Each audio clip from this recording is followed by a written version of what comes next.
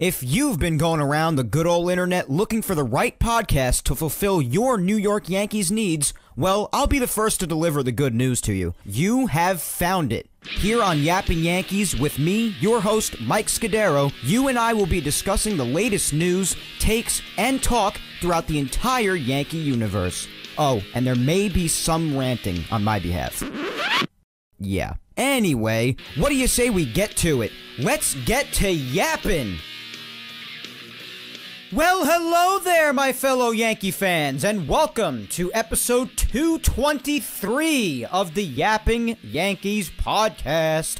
As always, I'm your host, Mike Scudero, the Yankee Yapper with the best yap in all the land, here on June 16th, 2024 with your usual typical extra large order of the Yappuccino here on another Sunday, and a special Sunday at that, being the fact that it is Father's Day.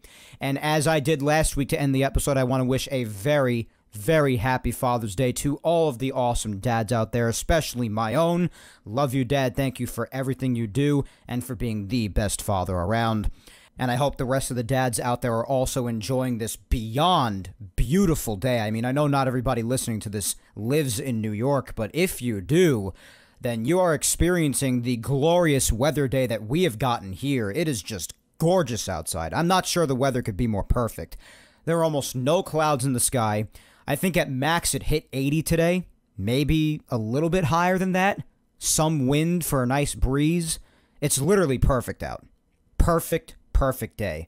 And as someone who is often very critical about the weather here in New York, especially the fact that it has been raining so much for a chunk of the spring, I do have to give the weather some credit. So credit to you, Mother Nature, on Father's Day. But I do have to give some credit to it because the last week or so, here in New York in particularly, has been utterly gorgeous. I know some of my friends in Florida and some of the southern states of the country other than Florida have said completely the other way. Complete otherwise, the last few days they've had horrible flooding, bad rainstorms, but here in New York it has just been amazing. I have to say that. Not to rub it in or anything, but a lot of the time we don't have the best weather up here, so allow us some time to rub it in at least. But anyway, beautiful weather day, beautiful Father's Day. I just got back from seeing my own dad, so now here we go with Yapping Yankees here in the evening. As a matter of fact, tonight I do have a special treat for you. It's been a while since this has happened, and I'm very excited for it. A lot of times in the past, a lot of you know who have been listening to me for a while now, whether it be just, I don't know, for maybe just this season's your first time, your first year. In that case, I don't think you've heard me do this yet. But if you've been listening for at least a year, or maybe even all 5 of the years I've been doing all 223 now, which is crazy, episodes of this show, it's happened plenty of times, you're going to be hearing me react to a game in live time as I record. It's happened a lot of the time, most of the time on nights like this, on Sundays if I happen to record at night and there happens to be an ESPN Sunday night baseball game, like there is tonight between the Yankees and Red Sox. There was one also last Sunday with the Yankees and the Dodgers, but I recorded earlier in the day for that because I had attended my lovely girlfriend's final dance recital, so I did not record my live time reactions while I was taping that. But this weekend, you have the luxury of being able to hear that, and I have caught some amazing things in the past on recording, reacting to it in live time while I'm doing my podcast in the past. So let's see if anything crazy happens with the Yankees and Red Sox tonight. At the time I'm recording right now, it's about 10 to 7. So the game's going to start in about 20 minutes. So maybe when I'm, I don't know, getting done with my intro or maybe in the middle of news or finishing up with news and heading into weekly recap, that would be really good timing. That's probably give or take around the time the game will be getting underway. And however much longer I'm recording after that, you'll be getting to hear my live reactions to all of it. So I'm actually looking forward to that. Again, it's been a while. I don't think I have done this in 2024 yet. I think I did it a few times in 23. And obviously many times before that. Especially because before, I used to record earlier in the day routinely because I used to take a bit longer to do this show because my last computer was a hunk of crap. But now that I have a competent computer, I'm actually able to just record whenever I want. And if I have to wait until the evening to do so like I am right now, well, that's not that big of a deal. So that's fortunate for me. But also that also means that most of the time I'm not recording during the day like I did before, and most Sunday games, as we know, are day games. So that's why I reacted in live time to a lot more games then, as opposed to now when I'm taping in the evenings a lot more often. The only opportunities I get to do that now are on nights like tonight, for like a 7 o'clock ESPN Sunday night game. So I'm grateful for this. Second one in a row, as I said, because last week they faced the Dodgers. Sunday night baseball as well. But I'm looking forward to tonight. Yankees Red Sox rubber game matchup. Obviously, we're going to talk about the week that just passed in a second, do an overall team overview, as I've gotten in the habit of doing each week. But I'm looking forward to tonight's game. Rubber game matchup. Yankees won the first game. Red Sox won the game last night. Last night was a frustrating game, man. I'm not getting pessimistic about the Yankees at all still, even though last week, even after the Dodgers had won the first 2 games, I still was not getting pessimistic because it's awfully hard to do that when you talk about how the Yankees have done. So there's not a pessimistic mindset when I'm talking about this when it comes to last night. But it was still a very irritating game. It's just one of those games that seemed to drag on forever, and every time the Yankees had it in their minds that they wanted to come back, the Red Sox would just shut it right down by scoring the exact amount of runs that the Yankees just scored to try to catch up. It was like really frustrating. Rodon had absolutely nothing working for him the first couple of innings of yesterday's game. As a matter of fact, I think it's a straight-up miracle how he was able to make it through 5. I still have no idea how he did. But the first couple of innings were really ugly. Literally could not turn to a single pitch in his arsenal. The changeup was off. Every curveball was either in the dirt or hung right down the middle. Same thing with the slider. The slider is being hung over and over again. The fastball was all over the place. The cutter wasn't hitting his location at all. So very frustrating to watch those first couple of innings yesterday, watching Rodon just not have a single pitch to turn to, and most of his outs even that he got were really scorched, hard hit. But even after the first inning, 3 runs given up, and then the Yankees fight back to make it 3-2 on a DJ bloop 2-run single to right field. And then right after that, after the Yankees had scored 2, Rodon gives up 2 more in the bottom of the second to make it 5-2, so then they're again in a 3-run deficit. Then the Yankees score 1, the Red Sox score 1, so then it's 6-3. The Yankees score 1 again, make it 6-4, and the Red Sox jump out in front 8-4, and they win 8-4. So it's just like every time the Yankees tried to make some inroads to try to mount some sort of another epic offensive comeback, the pitching would just give up more runs. And except for in the instance of when they gave up runs 7 and 8, it would be the exact amount of runs that the Yankees had just scored to try to get closer. Very, very irritating baseball game. But other than that, Friday night was fantastic. I tried to watch as much of that as I could while I was out to dinner with Victoria and her friends, out on a nice double date with a couple of her friends, and the game was on in the restaurant that we were in, so I was keeping track of that. A lot of fun with that. Yesterday was irritating. Then you had the Royals series, the 4-game set in KC. Yankees did a lot better there than I thought they would do. Not that I don't believe in the Yankees, but I mean, the first 3 games, for the most part, it really just felt like it was in cruise control. And the Royals are a respectable team this year. And it just seemed like it was a lot easier than I thought it would be. I was just saying, well, at least split at the very least. Well, they won 3 out of 4 and damn near swept, if not for a boneheaded, heartbreaking loss on Thursday, which, listen, it happens. I was not aggravated about it. The Yankees had just gotten done winning another 4 in a row, had another win streak going after looking really good in the final game against the Dodgers. Nice victory there, and then the first 3 in KC. And a sweep would have been nice heading into Fenway, but you can't win them all. And Clay Holmes isn't perfect, and Anthony Rizzo just continues to be one of the more irritating players in the whole team. So you factor that all together, well, you can't win them all. But still, overall, in general, an enjoyable week of Yankees baseball once again. So that was fun to watch.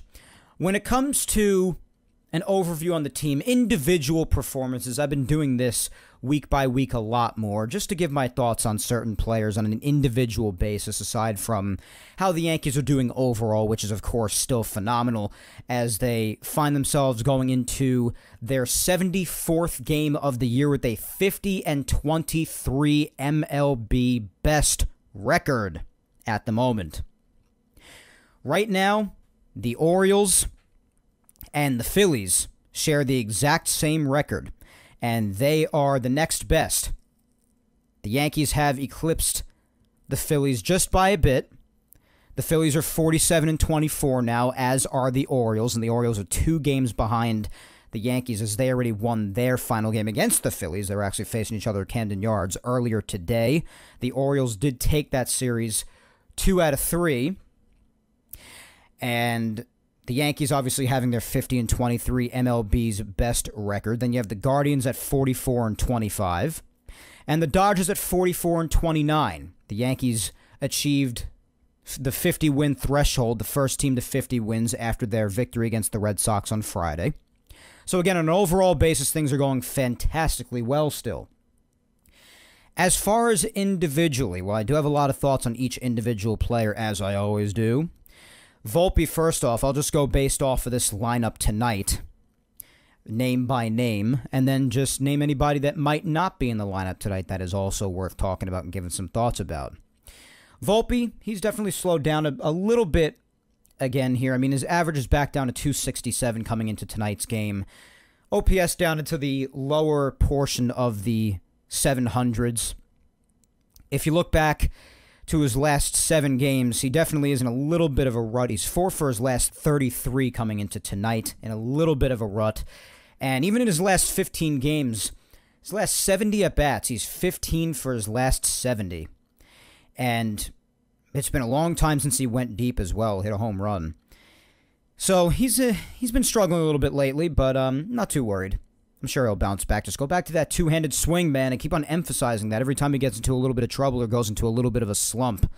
It's usually because he has strayed from his early season mechanics that brought him so much success. Just go back to that, man. Study the film, get that back, make the mechanical adjustments. Soto's still doing... I mean, what else can you say about him? Another home run last night, just over the monster wall for his 18th.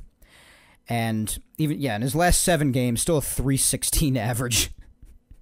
Last 15 games, 362 average. So he's just killing it.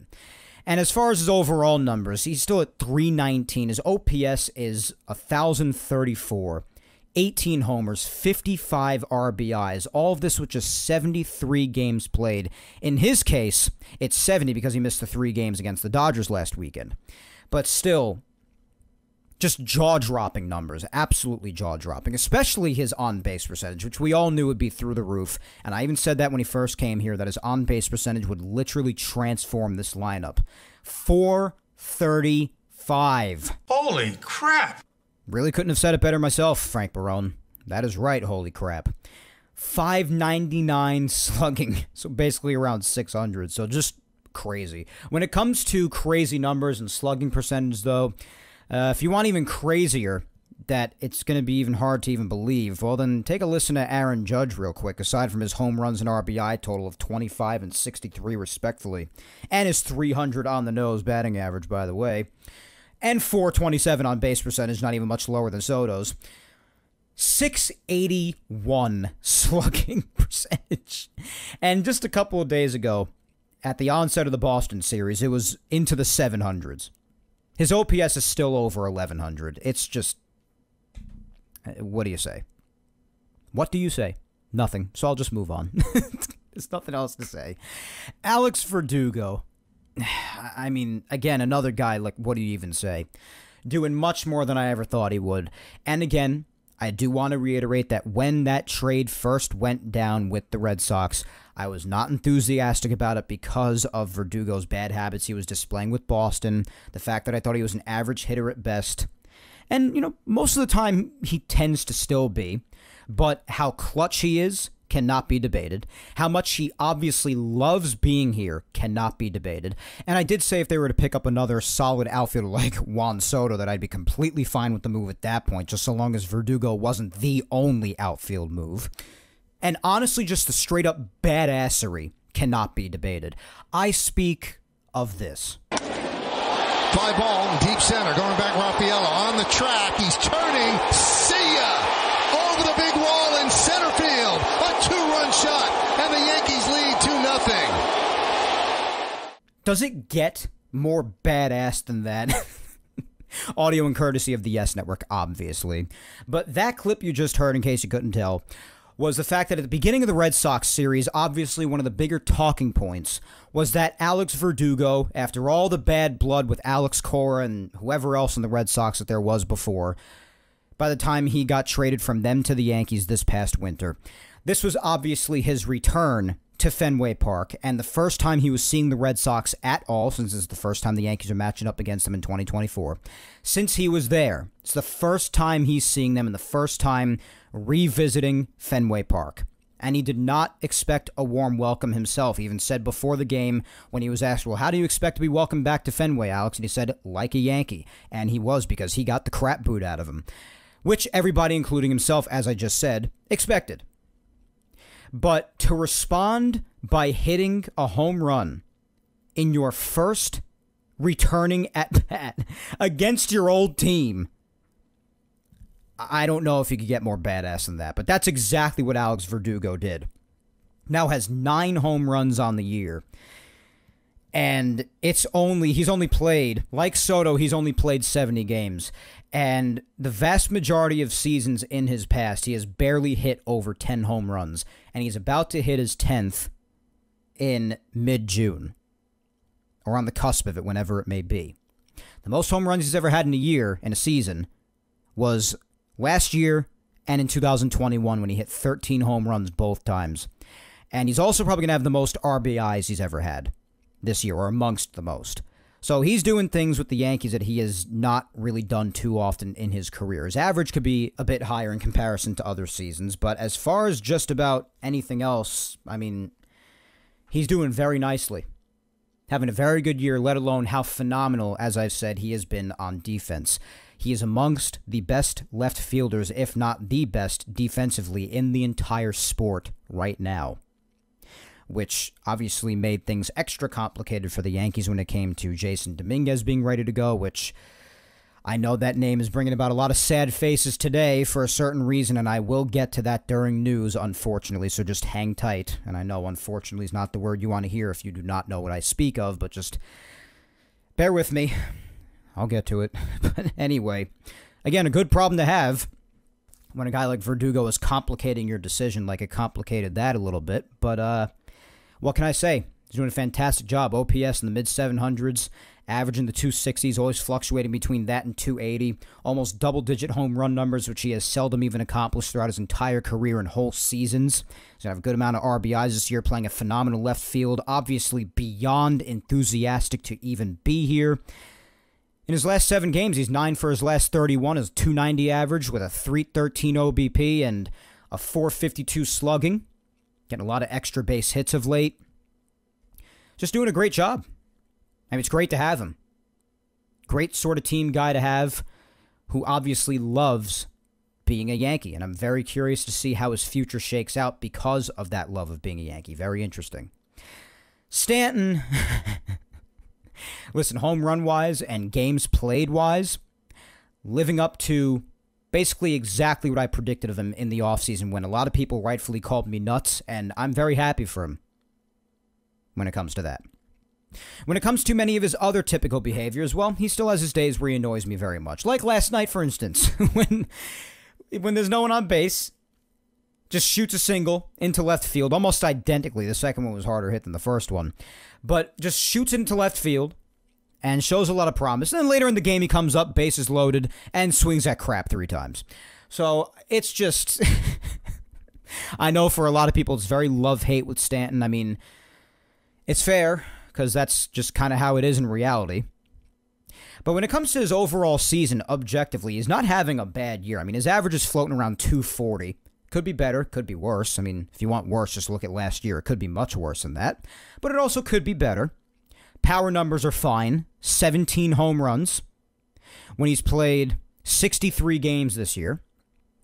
So he's only missed maybe about 10 games or so. Just a lot of off days. He hasn't been hurt yet at all. Well, knock on wood on that. But there have been a lot of days where they'll just shift him out, and then Trent Grisham will get center field for the day, and they allow themselves to DH Judge maybe, or, you know, they'll figure their way around it. But in 63 games, 17 home runs. That's really not bad at all. 40 RBIs. Could probably be a tiny bit better, could be worse. But the thing that stands out to me is that his slugging is fine. It's a hair under 500 coming into today. That's fine. The thing that could be better is his on-base percentage. So he could afford to be walking a bit. He's striking out a lot this year. Because if you look at his strikeout numbers, already he's at 84 through 240 at-bats coming into today. So if you give him like 600 at-bats on the year, you're looking at a season of well over 200 strikeouts again, which is typical. But, I mean, when it comes to the approach that he said he was doing before the season started, and you saw the bat-to-ball approach improve during spring training. Yes, spring training is not the regular season, I know. But I just thought we'd maybe see a slight cut down on the strikeouts this year with Stanton. Haven't really seen too much of that. Not too much. But I was kind of hoping the rate of striking out would decrease a bit.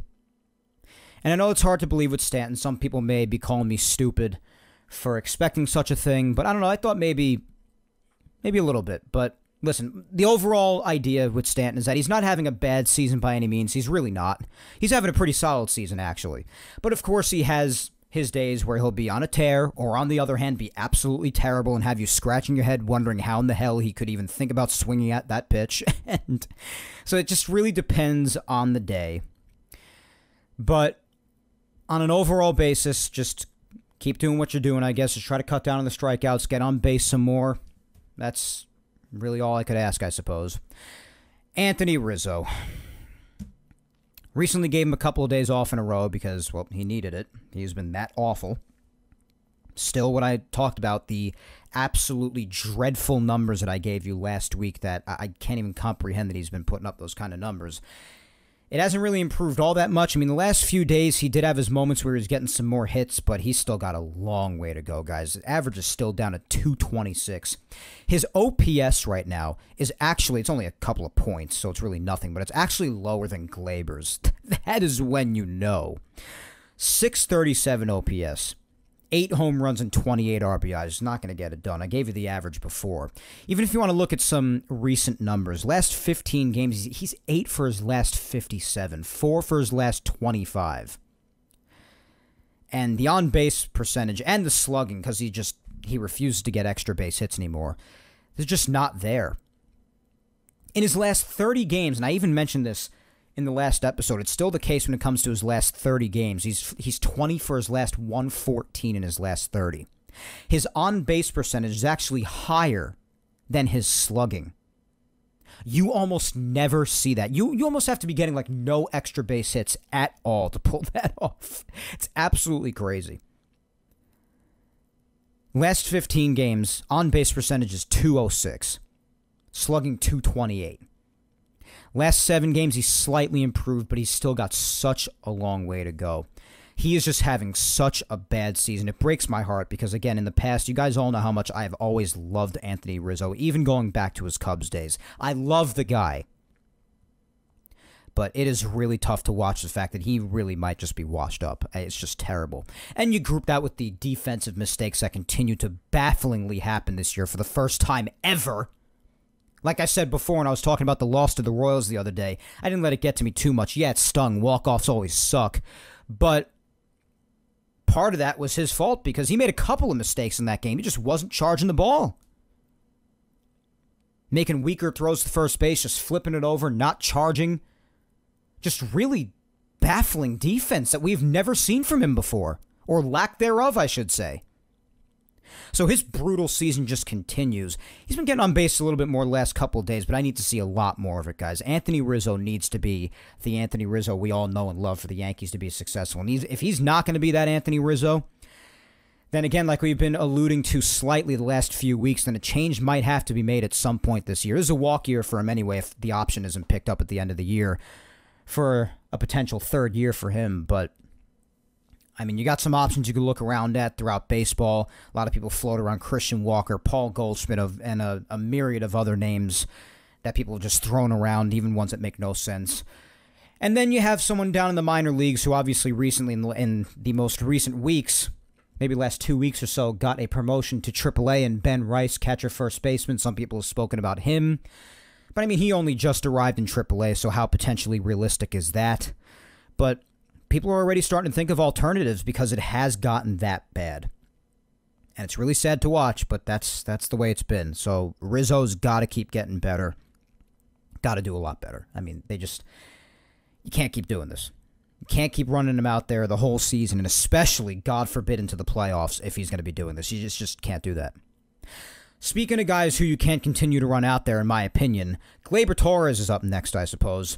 Same exact batting average as Rizzo, 226, with an OPS just a couple of points higher at 640. And yes, Gleyber's an example of someone who has been doing a bit better of late the last few weeks. Yes, I've already established that, but it's not anything that is knocking your socks off to the point where you should be saying, oh yeah, my mind has changed. He has officially done something that is beyond my comprehension. My opinion is totally different. Keep him on the team. No. In his last 7 games, he's still 5 for his last 26, with a 192 batting average, 276 on base, and 346 slugging. So that's the last week or so. And the last 15, he's even just 12 for his last 56. Now, I know that he just got done with a 19 or 20 game on-base streak recently. But again, it's just not enough, guys. It's not nearly enough. Especially when you consider still the defense is just overall just not great. We know that about Gleyber. He's a bonehead on the bases most of the time. Just a lack of focus. I hate to insult the guy. It's not my intention. I'm only commenting on what has actually happened in front of our very eyes. So, there was one time where I was really looking to stick up for Gleyber, especially heading into this year after the 2023 he had. And he deserved to be stood up for like that. He really did. But with the seasons that he has had, with the exception of 2023, for the better part of since 2020, it's just gotten impossible at this point. I'm sorry. And I said I would really last a lot longer, this patience, well into June. And I did. I lasted into June. But how long are you going to go for someone who's been in the league since 2018 now, guys? This is his 7th year. He's not a kid. He's not a baby anymore. Can't keep doing this rookie mistake crap when you're a veteran. Everybody makes mistakes. I'm not crapping on him for that. But there's just really no argument for him to be on this team anymore. There really isn't. So I'm sticking with what I'm saying, and I don't see it changing. Because I don't see Gleyber doing something so extraordinary that would result in me changing my mind in such a massive way. So for those wondering, yeah, I'm still completely checked out on Gleyber. He has not done a fraction of what would have to be done for any sort of potential redemption in my eyes. A lot more has to be done. A lot more. Trevino and Wells are still doing fine. I'm totally fine with what Trevino has done. Oh, wait a minute. Oh, that's so gone. That is. Oh, my God. Judge just hit a bomb over the monster. Oh, my gosh. Yeah, the game did start. Makes sense, because I started doing this recording almost a half hour ago, and it was around 6:50. Yep. Oh, my God. He obliterated. What was that pitch that Crawford threw? Was that a cutter up in the zone by Cutter Crawford? Yeah, thanks for that. But, oh, my gosh. What a shot for Judge's number 26. Oh, God, I can't. Oh, my goodness. It's so surreal at this point that I literally just had to hit a maniacal laugh. Holy crap. And then Verdugo just flew out to center just now. So the Yankees already have a 1-0 lead to start this game tonight. And out to the mound comes Marcus Stroman. I hope he has himself a nice start tonight. He has an early lead thanks to Cap. Wow. 26 home runs on June 6th freaking 10th. Holy mother of pearl. I don't know what else to say anymore. Let me keep going down the line here. Trevino, well, he was in the middle of what I was talking about, right? Before Judge just completely derailed me with yet another freaking home run. Yeah, Trevino and Wells, I'm still happy with that tandem. So, there's really not much else to add with that. I still think that Wellsy hopefully continues to come through with more results, because there are times where he hits the ball very well and it's right at people. But hope to continue to see more from him. But Trevino especially just continues to kill it. I mean, his numbers even, his offensive numbers are terrific. 271 average, catcher hitting over 270. I'm fine with that. 7 home runs, 24 RBIs, 753 OPS. And his on-base percentage even, 319, slugging 434. Solid, man. I'm more than happy with him, and I hope that that tandem continues here. DJ LeMahieu. Yeah, patience still is running a bit low with him. I hate what I have seen since he has come off the injured list. It's actually insane. I don't know how many of you know this, but in 2024, I think they mentioned this last night on the Fox broadcast, but for those who don't know, he doesn't even have an extra base hit yet.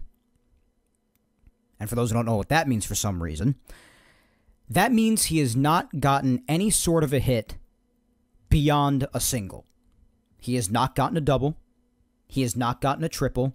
He has not hit a home run yet. Anything beyond a single, he has not done. He has either continued to just ground out, be completely unable to lift the ball much at all, unless he's hitting a blooper like he did last night for that 2-run single. And credit to him, but it's been one slight piece of positivity in a mountain of nightmares. And, I mean, the defense is still fine. No complaints there, but everything else just about at the plate, he's not doing anything. They're still batting him ninth, which he deserves, as long as he continues to hit this way. The only other thing he deserves is the bench beyond that. It's a shame because I still very much enjoy watching Oswaldo play. I do think that the guy deserves a lot more time out there than he has gotten. When you have guys performing on the whole, like you have had in DJ LeMahieu and Gleyber Torres and whatnot, it's annoying to watch. And you have a good, young, versatile kid on the bench like Oswaldo Cabrera just looking on. But they keep playing these guys. Marcus Stroman's getting killed already.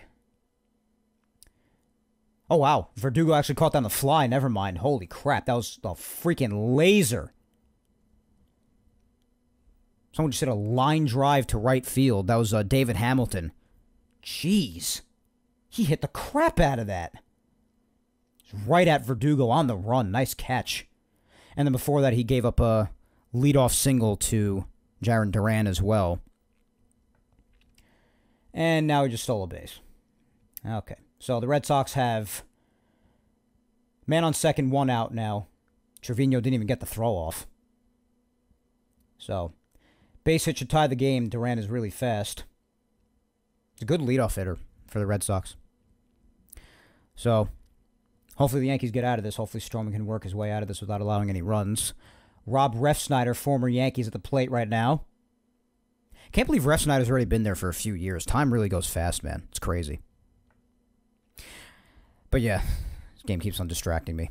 But yeah, as Oswaldo, as I said, I wish he just got more playing time than he has gotten. It's really sad. So, I don't know. Just DJ and Gleyber, 2 guys I've really gotten tired of. And again, I'm trying not to complain too much because, again, the Yankees overall are still doing a fantastic job. So this is the goal here is to not complain or put a doom and gloom on things. Certainly not. But yeah, it's still been tough to watch them and Rizzo. And if it continues like this much longer, obviously when the Yankees happen to have bad days, then these guys' struggles are amplified and further paid attention to and noted.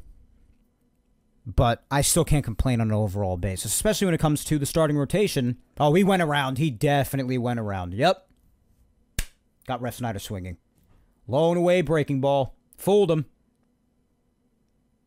That was not even a strike at any point. Wow. He still got him. So 2 outs with Duran on second. Now, come on, Stroh. Get out of it. Get out of it, dude. I love the Yankee hat color. That really light blue, almost like tealish. If it's any lighter, I love that. It's so cool. And Stroman even has like a teal-ish glove. Looks so badass. This umpire is doing awful tonight, by the way. I've noticed multiple strike calls off the plate. Who the hell is umpiring this game? We have... Oh, Dan Bellino. That makes sense. I mean, no matter who it is, it makes sense, right? Like, what am I even saying? It doesn't even friggin' matter. So, yeah, Devers is up now. This could be very dangerous. Righty Stroman to lefty Devers, who also just kills the Yankees in general. Swing and a miss. Holy crap. Almost swung out of his shoes on that one. It's 0-2. Oh my God, where the hell even was I?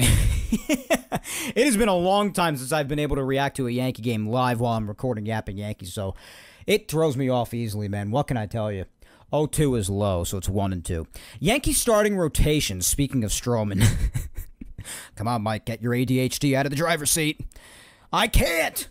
The 1-2 pitch is about to come right now. And he's checking on Durant at second. But the starting rotation, we'll start with Stroman since he's pitching tonight, I guess. Why not? But Stroman's still doing a nice job. He has his outings here and there every once in a blue moon where he just doesn't have his stuff, but he still manages to fight through it. Overall numbers on the year still solid coming into tonight. 6-2 record. ERA after getting the first 2 outs now down to 2.80. So listen, fantastic. He's through 80 innings on his season already. So Stroman still proven to be a solid pickup for the Yanks. Rodon, well, outside of last night, he was still managing to do phenomenal. Oh, Devers pop up, shallow left. Soto catches it. Good. Stroman's out of the first. So Yanks still lead 1-0 despite Duran's leadoff single. Going to the second. Nice. But yeah, Rodon outside of last night's outing, which again was really bad. I mean, rebounded nicely in the 3rd, 4th, and 5th, but the damage was already done. First 2 innings were an utter disaster. First time during the season that was really just a bad start for him overall, and that he really had none of his pitches working, because otherwise he's been, for the vast majority of the time, very good. We all know that. I mean, going into last night, he had an ERA in the 290s. And it definitely inflated his ERA a lot. I never even took a look at the final result. Well, not as much as I thought it did. 328. And he really had a remarkable run going as far as consecutive wins.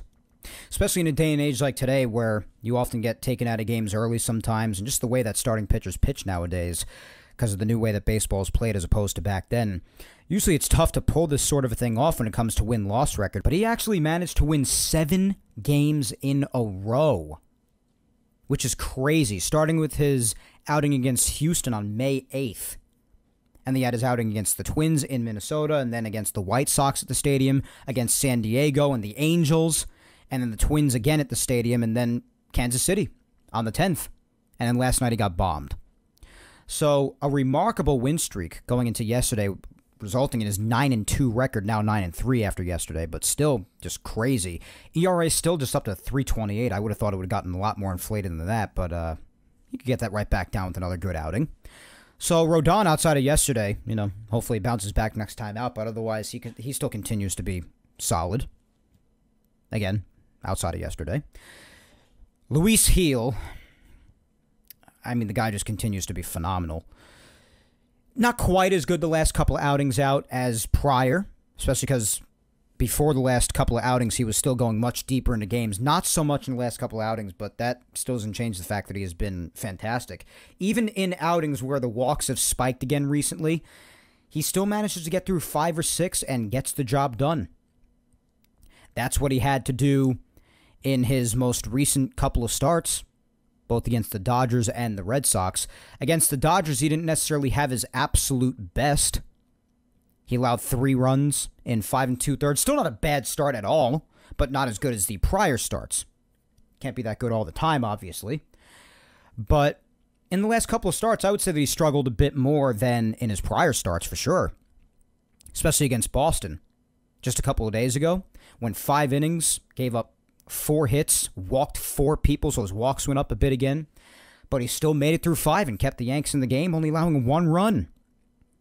So again, even when he doesn't have it, he still goes out there and gives it his all and still makes it through. ERA is still just at 2.03. And obviously his record's at 9-1, as he continues to be one of the better pitchers throughout all of baseball still to start the year here. It's tough to even really say to start the year because the season's already almost halfway over, which is nuts. So Gil just continues to be absolutely amazing. As long as he continues to keep his command under control and doesn't walk too many guys, well, then we know the kind of weapon he is. So you have that. You have Nestor, who, out of all 5, obviously continues to be the worst of the 5, although his numbers still aren't absolutely brutal at all. But if I had to say he's still the least best of the 5, Went 7 innings, only allowing 2 runs in Kansas City, so that was good, but did give up 6 hits, 2 walks, only struck out 2, so didn't quite have the put-away stuff, but still managed to get through a very nice start. 7 innings, only 2 runs. His ERA is still floating around 3.60, so again, not bad at all, but not fantastic either. And he's had the tendency a lot of the time when the Yankee offense is battling, he'll just give runs right back, or he'll let the opposition get him into a lot of trouble when it's really an inning where he'd be like, all right, Nestor, let's really shut them down here. You got to get ahead here, but then he won't. Just a little irritating to watch him pitch sometimes. Just doesn't get the job done in a lot of key spots. Especially a lot of the time when the offense just scores for him, I've noticed. But it's still not bad. Just could be better. That's all.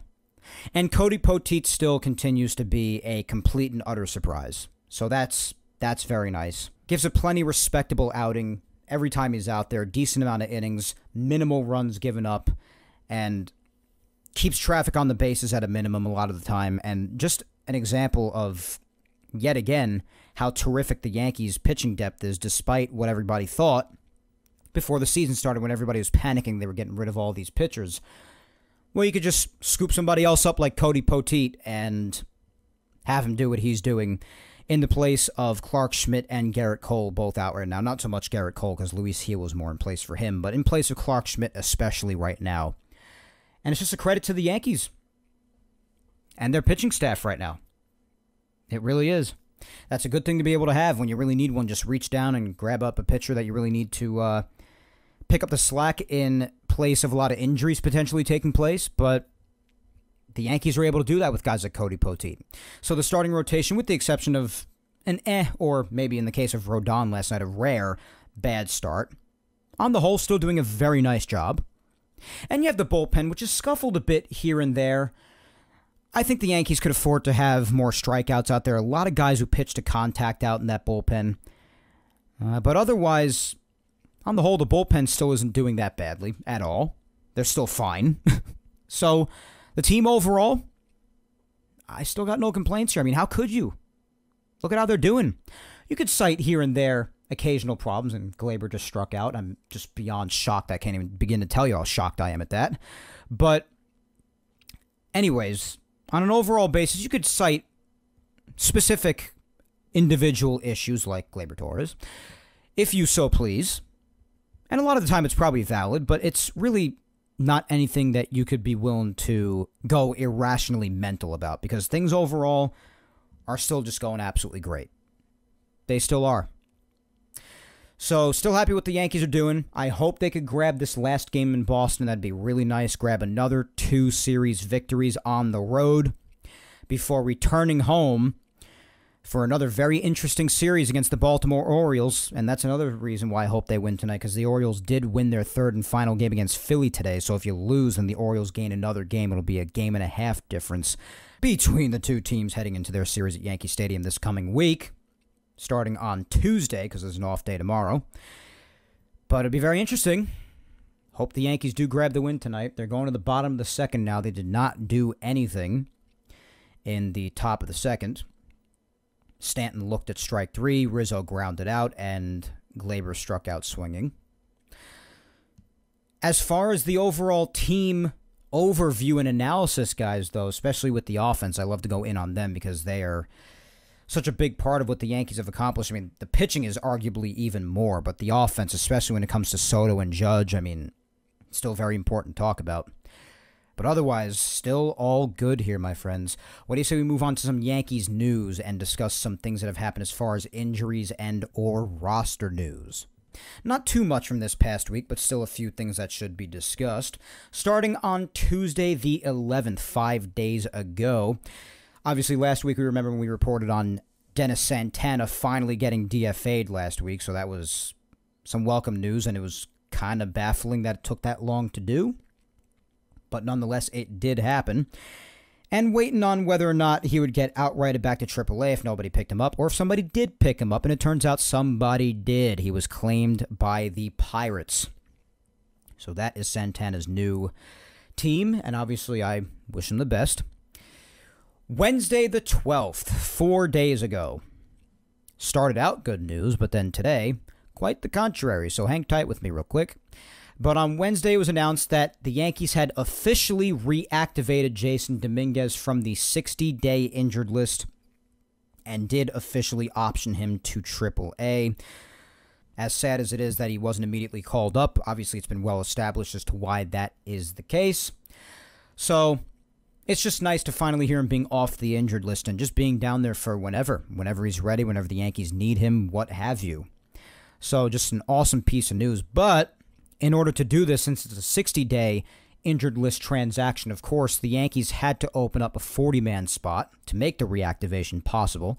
So they transferred John Birdie to the 60-day injured list. And I was expecting it to happen to either him or Schmidt. So I'm not surprised by this, because it was, a lot of people were talking about, oh, they need to open up a 40-man roster spot since it's a 60-day injured list transaction.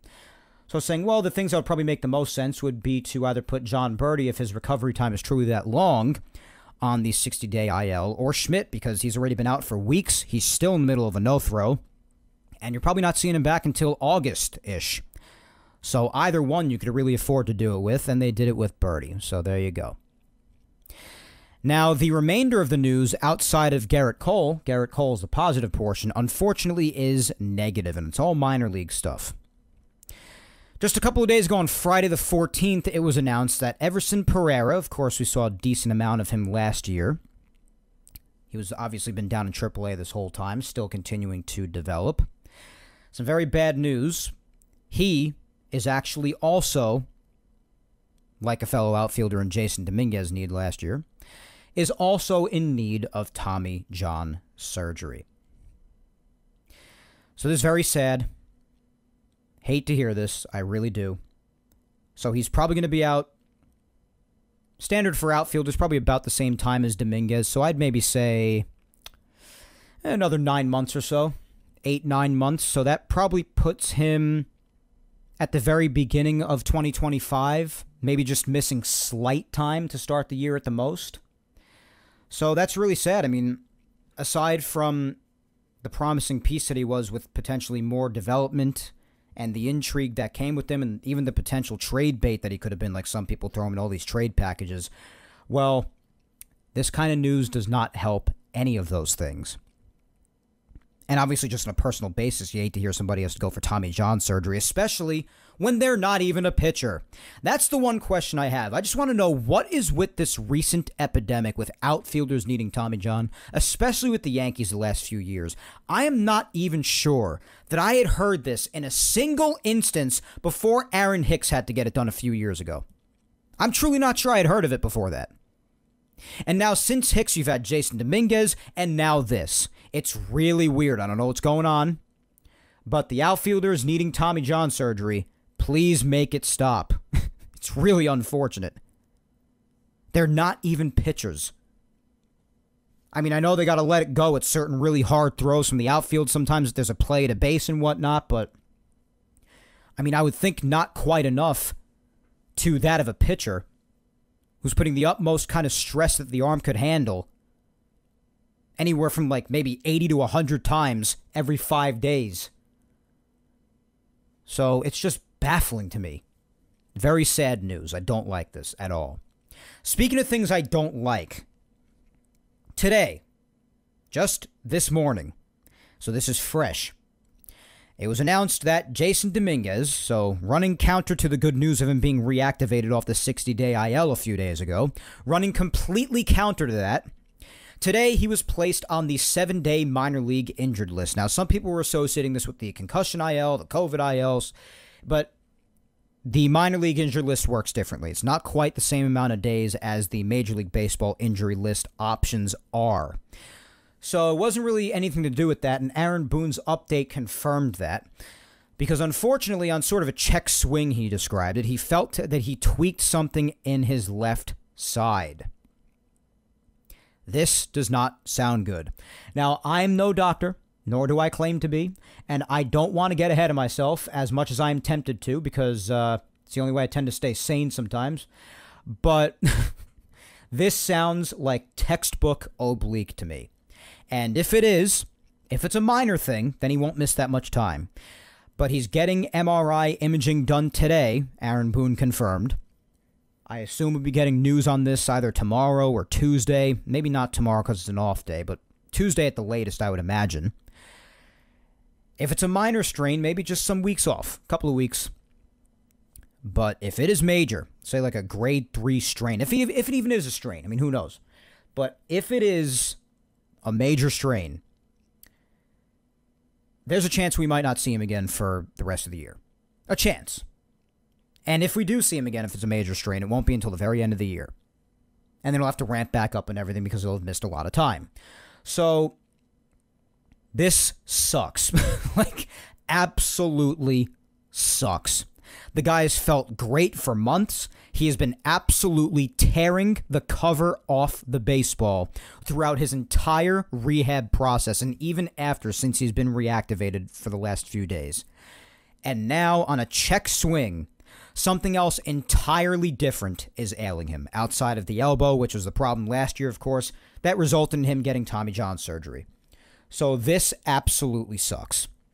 I'm hoping for the best kind of news because even if the Yankees are not in need of him in the major leagues right now, you do not want this to turn into a regular thing with a young phenom such as Jason Dominguez.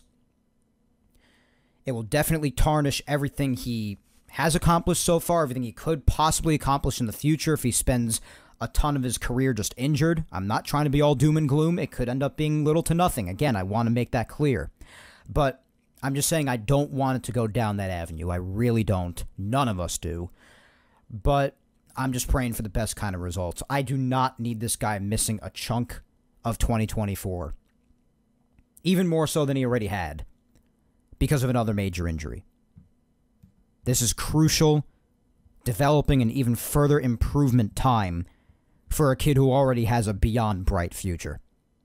It's just not needed right now. So, just fingers crossed, guys, for the best kind of MRI results. I mean, what else is there really to say? Fingers crossed. Keep everything crossed. Cross your toes, too. Whatever you got, cross them. So, we'll see what happens there. As far as Garrett Cole, he recently, just a couple of nights ago, had his third rehab start. I'm glad they gave him a third instead of just suddenly bringing him back in this Boston series. Just is not necessary to rush at all, as I have made clear. So I'm happy that they did this. Went 4 1/3 innings. So he got 13 outs. 10 of them were strikeouts. The velocity is very much there, back into the upper 90s. He continues to build up the pitch count. He keeps saying he feels absolutely terrific. I am so hyped to get this freaking guy back already. I miss Cole so much. And it seems like he's getting closer and closer. I don't know if they're going to give him one more rehab start or if they're going to let him come back against the Orioles or maybe, possibly next weekend when they face the Braves. Maybe that'll be it. But I do think that we are within about a week of him returning. I'll be shocked if it's much more than that. Not that I'm craving for it to be much more than that, despite how much I miss him. But I also do not want the Yankees to rush this guy back at all. And Stroman just gave up the 1-0 lead, and the Red Sox are winning 2-1. Because they have, again, allowed Rafaela, the 9-hitter, who has been absolutely bending them over in this series, to get another big hit off them. Hanging the slider on the outer part, just hit it right back up the middle. Unfreaking believable.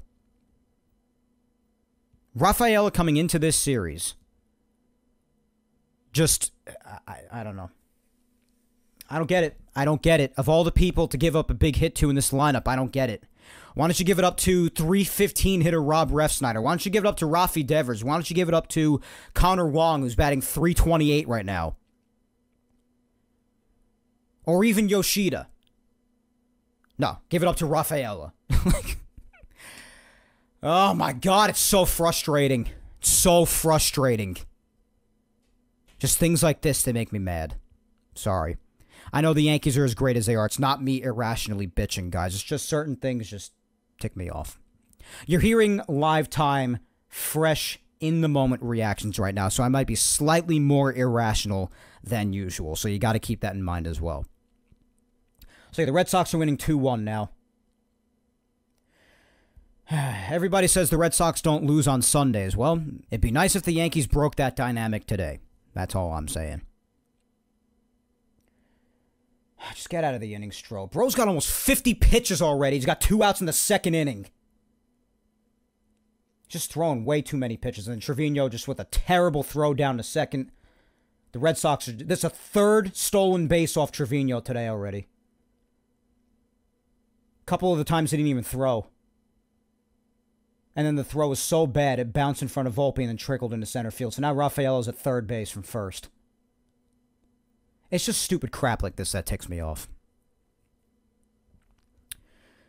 So yeah, that's the latest on Cole. Can't wait for him to come back. Beyond antsy about it, as I'm sure you can imagine. As far as the remainder of everybody else on the injured list, 10, 15, 60-day injured lists, everything's more or less kind of status quo right now, if I'm being really honest. At the moment, you have Nick Birdie. I mean, still had received his PRP injection, but we said that last week. Still just sort of in waiting with him. Not really much of an update there. Clark Schmidt is still amidst his no-throw. Yeah, Stroman finally decided to strike out Duran. Good. All right, so it's 2-1 going to the top of the 3rd. Let's go, Bats. So, yeah, Clark Schmidt still amidst his no-throw. John Birdie, still not too much of an update on this. Still just trying to take it easy with his originally given approximate 6 to 8 week diagnosis. For his recovery time, Scott Efros, he's actually still making some legitimate progress. Still no minor league rehab assignment announced for him. But just a few days ago on June 11th, he had thrown another live session, and the Yankees are just saying nothing but great things about him. So, again, Efros, another potential addition to the Yankee bullpen at some point. Most people have completely forgotten about him, that he even exists. But obviously I do a Yankees show, so I got to stay on top of this stuff. But despite how good he has looked so far, and the fact that he's built a lot of momentum according to Boone and the Yankees, still no definitive rehab assignment date announced, so I'll stay on top of that for you guys. JT Brubaker, I mean, he's basically on the verge of coming back as well and starting a rehab assignment himself pretty soon, the Yankees have claimed, but no update really on that either. Lou Trevino, still not really in a good place. I mean, there's still no news of him really having resumed throwing as of yet. So kind of just in that awkward waiting period still himself. Chase Hampton's still out there with his sprained UCL, so kind of TBD on him as well. And others like Jonathan Loáisiga not coming back until 2025, obviously. So that's your latest injury and roster news. Let's keep moving right along here and go on to weekly recap. What specifically happened in this past week's games with the Yankees? Well, I shall tell you after we jump into the Yapping Yankees time machine.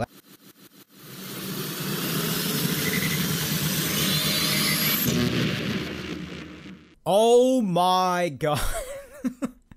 I took like a couple of minutes to catch my breath after the sound effect played.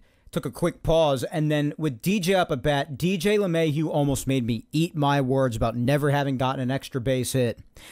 Because he just missed a home run by a few feet. Just on the wrong side of the foul pole. The pesky pole in right field, just on the wrong side of it. Oh, crap. Just missed a Little League home run, as I call it. Yeah, these people always crap on Yankee Stadium for the right field short porch. Meanwhile, they have the pesky pole. Please don't even begin to get me started with that hypocrisy. But anyway, just missed a home run and made me eat my words about his lack of extra base hits. But did not happen. Too good to be true, obviously. So the Yankees are still down 2-1. Trevino very easily struck out to start the inning. So now it's 2-2 on DJ. Fouls that one off hard, too. Damn. He's making some solid contact in this at-bat. Anyway, let us jump back to when we last spoke. Obviously, we had last spoken before the Yankees-Dodgers game, so I'll go through that really quick. Obviously, Tyler Glasnow got the start for the Dodgers, Luis Gil for the Yankees, and it started off real well for the Yankees. Scoring-wise, Oswaldo Cabrera had roped one down the right field line, and that made it 1-0. Solo shot, his 5th of the year, and then Aaron Judge got an RBI double of his own, made it 2-0. And then off Luis Gil, first damage he gave up in the top of the fifth, a 2-run double by Mookie Betts to tie the game at 2. And then in the top of the sixth, right before he was taken out, and again, what was otherwise still a very nice start for Gil, just the offense did not have his back too much, Teoscar Hernandez with another home run. He was just killing them the whole weekend. Really annoying to have watched that. But again, so it's 3-2 Dodgers now. And then against all odds, and the funny part is, again, earlier in the day when I was recording my episode last week, when I was talking about this certain man named Trent Grisham, talking about that every once in a blue moon he'll show like a really promising stroke of power. Right after I said that, a few hours later, when I said that while I was recording, hours before the game started, Trent Grisham chose one of those once in blue moon times and chose to hit a go-ahead 3-run homer deep into right field to give the Yankees a 5-3 lead. Will Smith brought it a little bit closer in the top of the eighth on a sac fly, but then Aaron Judge in the bottom of the eighth decided to hit a home run to Jupiter. Solo shot his 24th of the year to make it 6-4, and the Yankees win an epic final last game against the Dodgers and salvage the last game like I was praying they would do. So, epic way to end that series. Awesome stuff there. And they would head right over to Kansas City to start their 4-game set there. And as I just spoke, Volpe grounded into a double play after DJ had walked. Nice job, Volpe. So, Volpe's slumping continues on. Anyway, Yankees and Royals. Well, this series was fun. And they had a tall task against Seth Lugo. Again, one of the better pitchers in the American League to start as well. And he didn't even have that bad of an outing in this one. He lasted a lot longer than I thought he would. He still ended up going 7 innings despite allowing 4 runs, but with the way that they were getting to him early and driving up his pitch count, I thought he was going to get out a lot sooner. But he opposed Carlos Rodon for the Yankees, who spun an absolute gem, again going decently into the halfway part of the game without even allowing a hit at the time. 7 innings, 5 hits, 1 run, no walks, and 3 strikeouts for Rodon, earning his 9th win of the year and driving his ERA down to 2.93 at the time. So another fantastic outing for him. Offensively, had Alex Verdugo get an RBI single, DJ a sac fly, both in the top of the first, and Jose Trevino with a 2-run single in what was ultimately, after shutdown performance by Rodon, and Ian Hamilton only allowing a run in the 8th, and Tonkin with a really nice 9th, Yankees would come away with the first game with a 4-2 victory to start the series in KC. Very nice way to start. Tuesday was an even nicer way to continue. Stroman opposed Singer here, and Stroman went 5 2/3 shutout. Did allow 4 hits and 3 walks. Only 1 strikeout, so didn't necessarily have his absolute best, but still turned in a nice outing. 5 2/3 shutout. Ain't nobody got a problem with that. Marinaccio in 2 1/3. Only allowed to run himself as he continues to look absolutely fine. Victor Gonzalez even had a shutout frame at the end, but the game was long since over by then. Scoring, the Yankees did a lot of it. Top of the first, Aaron Judge, RBI single. And then Giancarlo Stanton reached on fielder's choice but drove home Soto. That made it 2-0. Even Gleyber Torres got in on the action. RBI single. Austin Wells, big 3-run homer. Love to see that. Made it 6-0. Oswaldo Cabrera, RBI single, 7-0. Aaron Judge, 2-run homer, 9-0. Giancarlo Stanton, solo shot, 16th of the year for him, 10-0, in what was ultimately a 10-1 victory. So a very encouraging start to the Royals series. Moving on to Wednesday, the 3rd game. Cody Poteet took the hill for the Yanks, and again, turned into a respectable outing. Not anything crazy, but still very nice. Definitely a quality start if you ask me. 5 1/3, 4 hits, 2 runs only, 3 walks and 2 strikeouts, but got the win on the days 3-0. His ERA is 2.14, folks. It's really freaking good. Ian Hamilton scuffled a bit in an inning and a third, allowing 3 runs, but otherwise, everything else was all good, and the offense once again reached double digits. Alex Verdugo, 2-run single. Anthony Rizzo even getting a sac fly again. That's when you know things are going well. Trevino with an absolute tank job of a 3-run homer. Made it 6-0. Giancarlo Stanton with his 2nd home run in as many days. 2-run shot, 17th of the year. Made it 8-0. And then when they were up 8-2, Gleyber Torres decided a 3-run nuke to left field, so even he again got in on it, made it 11-2 in what was ultimately an 11-5 final. So the Yankees would head into Thursday seeking the sweep in Kansas City, again against a very respectable Royals team. Nestor Cortes took the hill, and again, despite turning in a very nice outing overall with 7 innings and only 2 runs, irritating fourth, allowing the 2 runs on a 2-run double to Pasquantino, because there are times where Nestor just won't really mix things up all that much. He'll keep throwing fastballs right down the plate, and Nestor just doesn't throw hard enough to justify such a thing. So it's just kind of baffling as to why they decide to throw certain pitches that they decide to throw with Nestor. But, I mean, otherwise, he turned in a nice outing, and the offense was able to come back for him. So, I mean, all is well in that sense. Because down 2-0, Rizzo actually hit a home run, believe it or not, for the first time in over a month. And the RBIs that he got in this series between the sac fly and this, first RBIs in like 3.5 weeks, just to further drive home how unfortunately brutal he has been. But even he got in on this and started the comeback, I'll give him that. But solo shot got things started for the Yankees offense on Thursday. Anthony Volpe got a ground out that would drive home the tying run in Jahmai Jones, who was pinch running. So that made it 2-2. And then Juan Soto, as if anybody thought it would play out any differently in a big situation with him at the plate, got an RBI single to put the Yankees in the lead 3-2. So yet again, another awesome offensive comeback.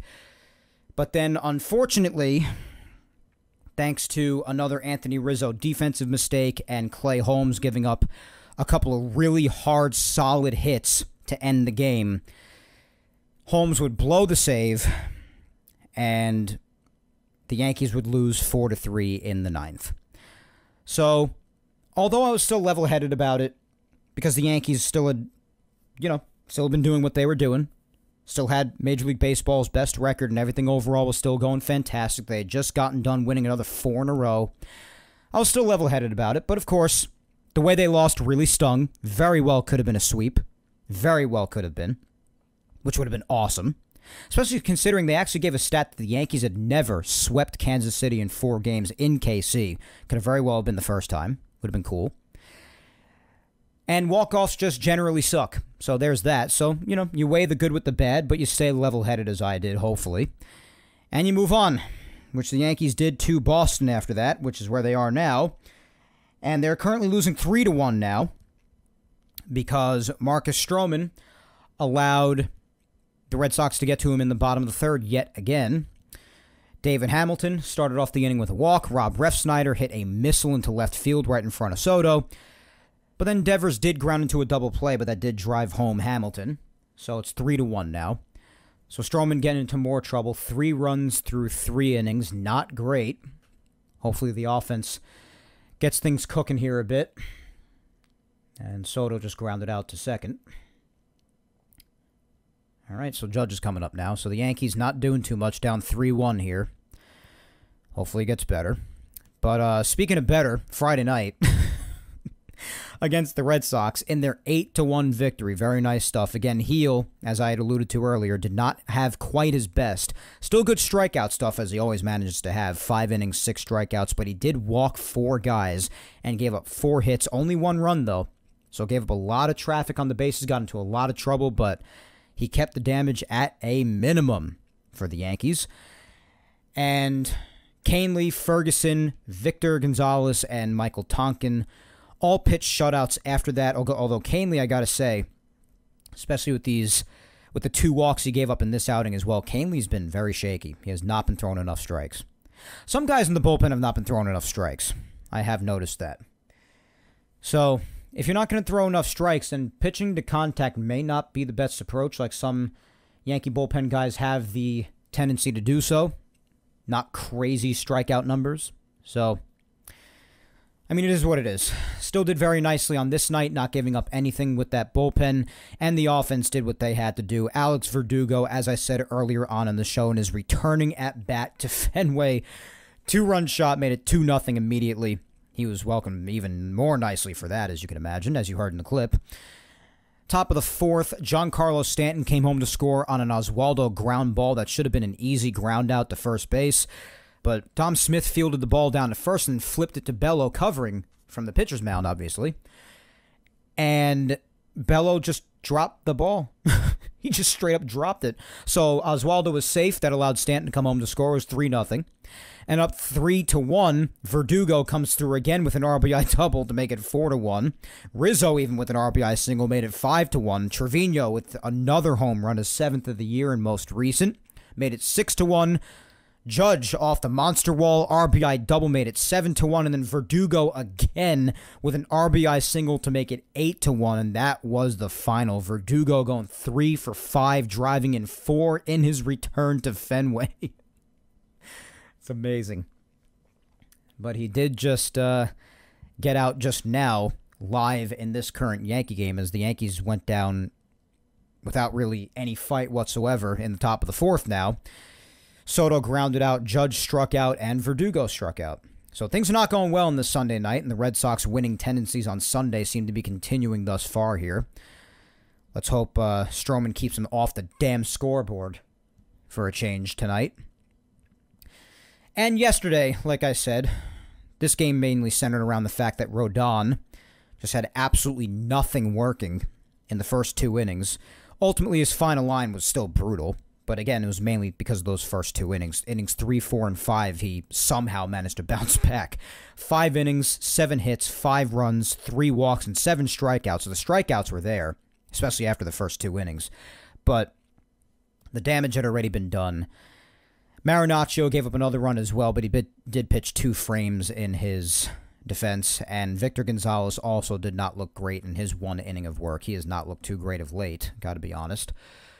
But again, just the theme, despite the Yankee offense trying to mount a comeback here and there, like DJ LeMahieu's bloop 2-run single. Then you had Soto's solo shot. You had DJ grounding into a force out, driving home the 4th run of the game. But every time the Yankee offense tried to mount at least a little bit of a comeback, the Red Sox would just score right away again. The runs would be given right back by whoever it was pitching on the mound for the Yankees, not even just Rodon. And nothing could ever come to pass, and the Yankees ended up losing 8-4. So again, a very frustrating game last night. And now you have tonight. They are down 3-1 heading to the bottom of the 4th, and all we can hope and pray for is that the offense comes to life outside of only Judge's solo shot earlier, and Stroman keeps him off the scoreboard somehow, because he has not done a great job of doing that tonight so far. Has allowed quite a bit of traffic on the bases. But while we got this good flow going, my friends, that is all for this past week's action. As far as what is ahead for the next week, for this coming week, rather. Tomorrow, the Yankees have another Monday day off, as they did a couple of weeks ago, so another rest day tomorrow. Then Tuesday, they return home. They'll be back in the Bronx to face the Baltimore Orioles, as I said earlier. 3 games set. First game on Tuesday the 18th in a couple of days at 7:05 Eastern at the stadium. Nestor Cortez will be taking the mound again for the Yanks in that one. 7:05 Eastern again on Wednesday the 19th. Again, this game, as it has been for most, if not all Wednesdays this year, will be on Amazon Prime. Yankees have not announced a pitcher for this game as of yet. Could very well be Cole. Who knows? We'll see. And then Thursday will be at 4:05 p.m. Eastern. Luis Gil will be back on the mound for that one to wrap up the 3-game set against Baltimore at the stadium. And then on Friday, to start a 3-game weekend set, the Yankees welcome the Braves to town. It's a nice little interleague matchup between Eastern divisions in the American League and National League. And the Braves have been scuffling of late. They were just recently helped by being able to have sort of a relaxing weekend against the Tampa Bay Rays, who just continue to absolutely and utterly fall apart. But the Rays did beat them today, but otherwise the Braves really handled them pretty well in their first couple of games against them this weekend on Friday and Saturday, but they still did manage to win the series. But the Braves otherwise have been slipping a bit of late. They have been. I mean, as of right now, they're 7 games above 500. I expect them to be a little bit above that, but obviously they have their injury to Ronald Acuna Jr. Strider's also not around. Michael Harris is injured as well. So they have a few injuries here and there. I mean, who doesn't? So it's not really, you can only use that as an excuse so far. But Still, nonetheless, they're scuffling a bit, so this should be an interesting matchup next weekend as the Yankees welcome them into town. Friday the 21st will be a 7:05 p.m. matchup between them at the stadium. This game will be on Apple TV, just so everybody knows, so I'll probably be missing that one visually, but I'll listen on the radio because I do not have Apple TV. I don't want anything to do with Apple TV. I don't want anything to do with any additional services because I am done paying for all this crap. I'm just done. It's so annoying. But anyway, Apple TV for Friday. Saturday night, the 22nd, 7:15 Eastern for the Yankees and Braves. This one will be on Fox.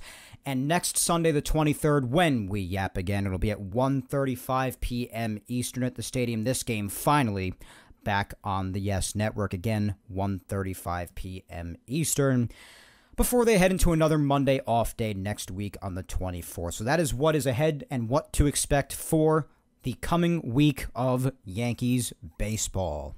Otherwise, I look back at my TV now to check on the Yankees and Sox game. 2 outs in the 4th. Runner on first base. Valdez got a single off of Stroman, but otherwise Yoshida popped out. Dom Smith flew out to right. And Stroman has Rafaela in an 0-2 count, who has just killed the Yankees, as I well established earlier in the show, and I was not happy at all that he got another big hit back in the second inning. So, see if he can get Rafaela out. Oh my God, bro, how did he even hit that slider? It's like a foot off the plate, and he fouled it off. I don't know, the Yankees are letting this guy just kill them this weekend, man. Kill them. Just get the freaking guy out. He's got no answers for this guy. And he's as quick as lightning, too, which doesn't help. Yeah, ball outside. Trevi should just...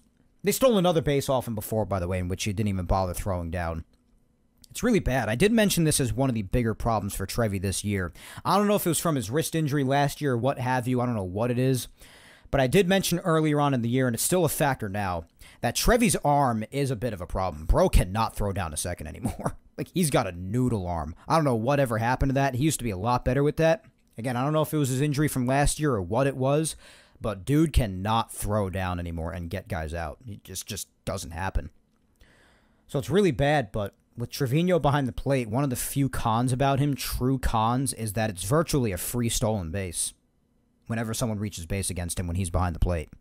That's really the main con about him. So, oh my God, just completely bounced that one. What the hell was that? A 74-mile-an-hour slurve that barely even reached the plate? That had to have slipped out of his hands or something. They cannot get Rafaela out. They cannot do this. Oh my gosh.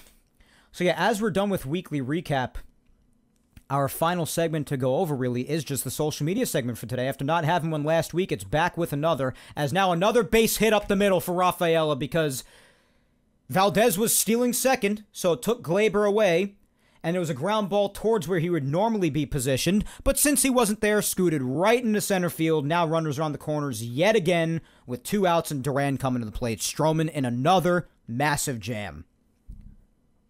Bro just does not have it tonight. He doesn't have it. Things are not going the Yankees' way. Not to mention the fact, alongside with the mindset that the Red Sox never lose on Sundays, which isn't even really a mindset, it's just factual. And I just feel like every time the Yankees are at Fenway, or even sometimes when they're at home, the Yankees just don't have good fortune with Sunday night ESPN games. So one could say that this felt like it was going to be a Yankees loss before it even started, but especially because how the team is doing this year, I don't want to put that kind of mindset out there right away because that'd be crap. Especially because the Yankees are better than the Red Sox, truly, which is why I don't understand why they could potentially be losing the series to them. I don't get it. Anything's possible. You lose a series here and there. I understand that, but this should have been a fairly easy weekend, but yesterday was not a pleasant game, and so far tonight's not that pleasant of a game, if I'm being honest. So I'm not too happy about this. Not irrationally unhappy, but just, I don't like losing to Boston. Am I allowed to not like to lose to Boston? Oh my God, I can hear the complaints out there right now. Oh my God, bitching Yankee fan, even though they're the best team in baseball. You don't deserve any happiness. Yeah, I could hear it from the other side of whatever device you're listening on right freaking now as we speak. Anyway, last segment of the show, the social media segment. Again, did not have one last week, so I'm happy to come back with one this week as I promised. And as I typically do, I have another open-ended question for you, my friends. This one is about Mr. Garrett Cole, since his return is extremely imminent at this point. There's the excitement building that we have, and understandably so. And it has a lot of people talking about the starting rotation and what should or shouldn't happen with it upon the Ace's return. So I figured, especially on a day like Father's Day when talking about fathers, why not have the question be about one of the fathers of modern-day pitching, as far as his overall knowledge and skill, and the fact that he happens to be very close to being back on the field, finally. So about Mr. Garrett Cole, the question is, what would you do? Not what do you think will happen in reality. What would you do with the rotation when he returns? Now, there are a variety of different lines of thought on this. 6-man rotation. Nestor to the bullpen. Just option Cody Poteet back down. A lot of different schools of thought on this.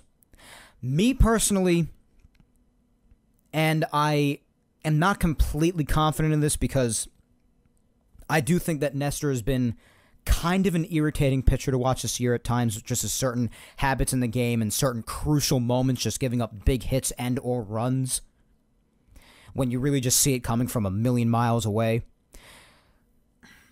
I'd like to say send him to the bullpen, and part of me is compelled to say that and not just be too taken in by the fact that Cody Poteet just had himself a nice few good starts. But especially considering the fact that Poteet was really brought up to replace Schmidt for the time being, at least until Garrett Cole returns, or somebody returns. In this case, it's Garrett Cole. But I've really liked what Poteet has done. It's tough. I really like what he's done. He's been terrific. He turns in very nice quality outings. But Nestor does have the additional experience. He hasn't had a bad season, per se, at all, really. It could be better. And he could practice not giving up such crucial hits and or runs in the most inopportune moments, and perhaps make better decisions along with whoever is catching him as far as pitch selection. Locate better. But the fact of the matter is, his season has not been brutal enough to make it like an easy call. And give someone who has really only ever been a minor leaguer to this point, still developing, and was just called up when Schmidt really went down with an injury, easy priority over him. And with the idea of a 6-man rotation, you don't know how that could throw off the scheduling and the timing of all the rest of the pitchers and maybe just throw things completely haywire. As much as I do like the idea, especially with all the injuries in today's game and giving guys extra rest, I'm not completely opposed to that. And possibly I've even heard some people saying, oh, we could have him pitch a few innings in a certain outing and then have Luis Gil pitch the remainder of it and have them combine for like 7-some-odd innings. But then, at that point, you're having him not be the typical conventional starter, doing the same thing to Gil, who's been absolutely phenomenal, who I do understand is probably on an innings limit, since he's just coming off of Tommy John surgery, and he's never even come close to the inning total that he has had already this year, let alone what still remains in the season. But I don't want to screw with any of that. I don't. I'd rather Poteet also continue to get full starts, still be fully stretched out, and still be on a routine for if the Yankees are to need him again. And I don't want anything to be majorly screwed with as far as Luis Gil either, even though I'm also acknowledging he's probably on a limit and being careful with that too. So with all of these thoughts being balanced out in my head, and there really not being a truly easy answer to just really go with right away, I'm going to have to side with probably just sending Poteet down. As far as what I actually think will happen, I think it's definitely very easy. I easily think Poteet's going to be sent down. But as far as what I would do, I still think I would agree with that for now. And if things become a real problem for Nestor, then you make the move going forward when Poteet's down in the minors for the amount of time that he has to be before he could be called back up. And then you make your move at that point. But I'm not going to just give up on Nestor quite yet, despite the fact that he's irritated me in some outings and his tendency to be kind of inconsistent. But I think that move makes the most sense now. For at least right now, considering the rotation for the most part is still doing a respectable job, at the very least, I'd be okay with a rotation of like Cole, Heel, Rodon, or Rodon and Heel, Stroman, and then Nestor. I'd be okay with that for now. But I do also acknowledge that Nestor has been by far throughout the entire season. That's why you also can't really compare him fully to Poteet, because Poteet only has a handful of starts under him, while Nestor's been pitching the whole season so far. But Nestor has been the worst of the five. No doubt about that. No denial there. So that's probably what I would do right now. I would just send Poteet down for right now. And if you got to make a move in a few weeks again, then you do what you got to do there. And I'd say the Yankees do have to look out for making this 60-day IL transaction, because Garrett's coming off the 60 when he's ready to go, as far as the 40-man. But I was just counting the Yankees 40-man roster on MLB.com before, and I'm counting out 39 guys. So maybe if they are sitting at 39 and they're not already at 40, maybe they could just reactivate Garrett. I don't know. But if they are in fact at 40 and I'm just being completely stupid and miscounting, then they'll have to worry about clearing a 40-man roster spot too, maybe moving somebody else to the 60 if they're on the 15. I guess at that point the move is doing that with Clark if you have to. But otherwise they could just reactivate Cole if the 40-man is sitting at 39. But that's what I would do with the rotation right now, guys. Most immediately, I would probably just option Poteet, and you have to make a move in the coming weeks, and you make a move then.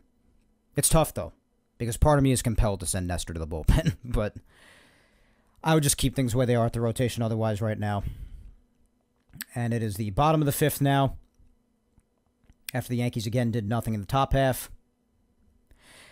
And base hit to start off the inning. That's great. Again off Stroman. I mean, how many base runners has Stroman allowed in this game already? I mean, right now, let me see. He's given up 7 hits. It's the 5th inning. He doesn't even have an out yet. 7 hits, 2 walks.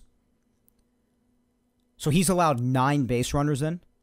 And now David Hamilton just stole second off Trevino. Again, an absolute wet noodle of a throw down to second. I mean, you could steal any base you want off Trevino. It's actually crazy. You really can. I'm more than willing to talk as positively as anyone could possibly do about any catcher, as I am with Trevino, because a lot of his attributes are positive, framing, even offense lately, and defense overall.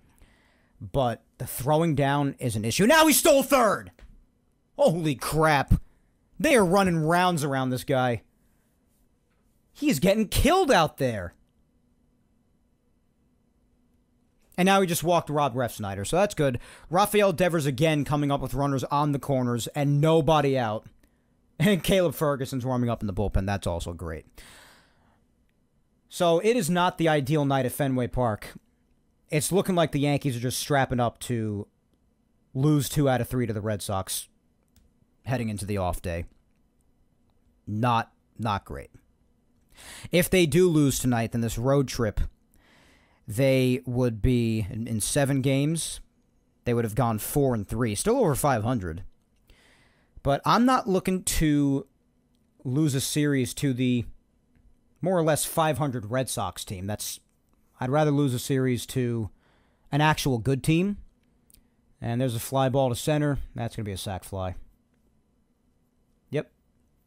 Hamilton coming home. It's 4-1 Sox now.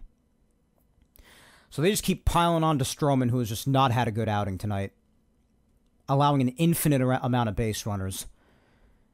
So much traffic on the bases against him tonight. 4 runs with 1 out in the 5th. Pitch count through the roof. He's almost at 100 with 1 out in the 5th. Yeah, it's just not it. It's just not it tonight. Anyway, social media segment. Let's hear some of your replies to the question I just gave my answer to. First up, we have at J Torres Messias E saying, I would send Poteet to AAA. So he'll still be pitching as a starter every 5 days. You have Cole, Rodon, Heel, Stroman, and Nestor. Looks like a very good rotation. When Schmidt can be back, then we'll see what happens. If everyone stays healthy at that point, then I would send Nestor to the bullpen. Yeah, that's pretty much the approach I'd take. It's what I mapped out so far. And yeah, if everyone's healthy by the time Schmidt's ready to go, at that point, then yeah, at that time, I probably send Nestor to the pen. That's when I would pull the trigger on that. Totally agree. At Javien114 says, I would put Nestor in the pen, but that won't happen. Yeah, probably not right away. As I said, as far as realism, as far as what will actually happen, and not just what we would individually do, you're going to see Poteet optioned. I'd be shocked if that's not the case. Up next, we have at MikeB_923 saying, I'd have to guess they send Cody Poteet back to AAA, but if the decision were up to me, I'd maybe try to test a 6-man rotation for a couple of weeks. Yeah, I know that's, like I said before, I know I've heard that from a lot of people, but that could definitely throw off a lot of routines and just turn out to have the complete opposite results of what some people expect. But as far as everything outside of concerns with every pitcher being on a clock, on a schedule per se, yeah, especially when it comes to certain guys needing or being able to use some additional rest, I wouldn't be completely opposed to that either. Definitely not. But I don't think that's something that they're going to do, if I'm being really honest. Oh, Stroman picked him off. Yep, throw it on a second, got him. Yeah, it's a good thing that he got him stealing early, got too early of a jump, because we all know that if he threw that ball to home, Trevino's not throwing him out. So that's good that Stroman did that. All right, so one more out to get through at least 5. Still not the ideal outing for Stroman, though. Up next with the social media segment, at 7 Trivia says Nestor to the bullpen, I guess. Yeah, I know I'm going to get quite a few of these. I don't totally blame people for thinking that. Rebecca at Peace Now for Life says, hey, Mike. Hey, Rebecca. If it was up to me, Nestor would be in the bullpen as a long relief pitcher. He's just not that reliable. Yeah, like I said, just a lot of timely crap given up in his games, just some inconsistency, and I don't know. He's not having a bad season by any means. It's not bad. It just could be a lot better. I'm trying not to complain because he owns the highest ERA in the rotation, and his ERA is about 3.5. I mean, people would kill for that kind of starting pitcher success on an overall basis. So I'm not trying to appear being spoiled or ungrateful. I'm just talking about Nestor individually and saying that I do understand some people saying they'd rather him be in the bullpen. I get it. I do. I just don't think that's what's going to happen right now, and it wouldn't be what I necessarily do at this very moment. At Cashman Sucks NYY says Poteet to AAA, rotation being Cole, Rodon, Stroman, Heel, and Nestor. Yeah, that's what I would do, and that's what I do think will happen. At the Seer _ says 6-man rotation. All right, you're not the first one to say that, my friend. At Baseball Tzar says send Poteet to the minors. Now when Schmidt gets back, things might get dicey. Yeah, like I said, that would be when it gets interesting. But at that point, if everyone's healthy, like I said, these things usually tend to take care of themselves, especially, like I said, unfortunately, even with the Dominguez thing most recently. I mean, we don't know how severe it is as of this very moment until the MRI results are revealed with this thing that he felt in his left side. But we were even talking about, like, it's how much of a shame it is Dominguez having to be down there when he should be in the majors, even though the Yankees outfield is something very nice going right now, of course. But it's still a shame that he has to be down there when he should be really up here, how he's ready to go. And now, unfortunately, it seems like an entirely other injury altogether might have taken care of that. Let's hope not, as far as long-term, or really any term. But it even took care of that with Schmidt. Everybody was going nuts with, what are they going to do with Cole before Schmidt even got hurt? And then now Schmidt got hurt, and now that discussion that we all had for all that time was moot to begin with.